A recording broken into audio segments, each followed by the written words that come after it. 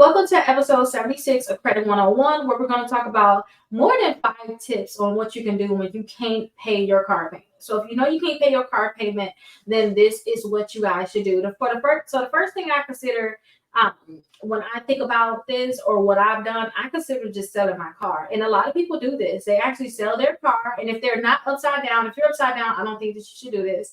But if they're not upside down, what they'll do is they'll sell it. The extra money they make from it, they'll end up paying off their car note, whatever it is. But the extra money that they make from it, they actually get them just a car that they can pay for in cash. And now you don't have a car payment anymore. So that can be a great option for you all. You guys can also think about just paying off your lender. Like whoever is your lender, just pay them off. I did that option. At first, I thought about, because I was actually upside down on my car. I thought about, you know what? Let me just get rid of it. Then I realized that's not going to be good. I might as well just keep it. So I just decided, you know what, let me do Dave Ramsey. And I went through the Dave Ramsey method, just putting all my money and all my money towards paying it off. And I just paid off my car. That's what I did. So I think that you guys should actually go that route and try to see if you can talk to them about reducing your interest. That can actually help you guys a lot. So if you have a high interest rate, try to see if you can talk to them about reducing it. A lot of times they're not going to want to reduce it if you have very bad credit, because they may need to actually refinance it to reduce your rate. Or maybe you need to go to another lender and ask them, can they refinance it so that they can give you a better rate? And sometimes too, the next thing is they can probably extend the period. So you can also get a better rate, plus they can extend the period. So some people may have 36 months or 60 months. They can re-extend that. So if you've already been paying on it for 2 years, they can re-extend it back out to 60 months, possibly depending on how much your car is worth.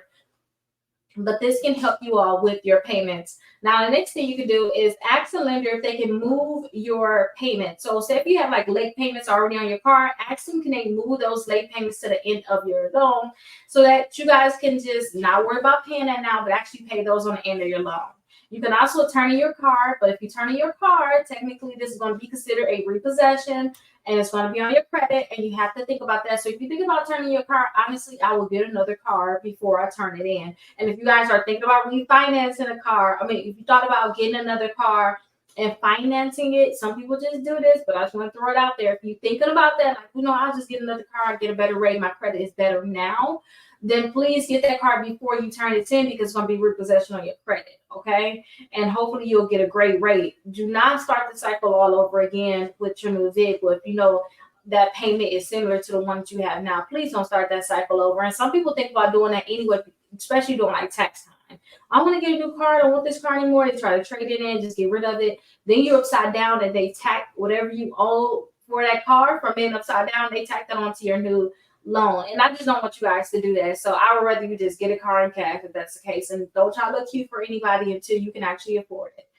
But definitely you guys can turn in your car. That is an option, but it's still considered a repossession. Another thing, just don't transfer. Some people are like, oh, I can put on Turo, or I can do this with your car. Please don't always trust that, because if you guys trust that, you guys can be in a lot of trouble if they don't do that, or if they stop making payments on it. So don't just transfer it to someone. Really try to figure out what you could do with it, and really call your lender and ask them what can they do. Now, if they leave you no other choice, then you figure out what's best for you. But I will call them first, and if your credit is decent, then I would try to refinance it, or go Dave Ramsey method, get another job for the next few months, just be working your butt off, honestly, and pay off that vehicle. At least you have a paid off car.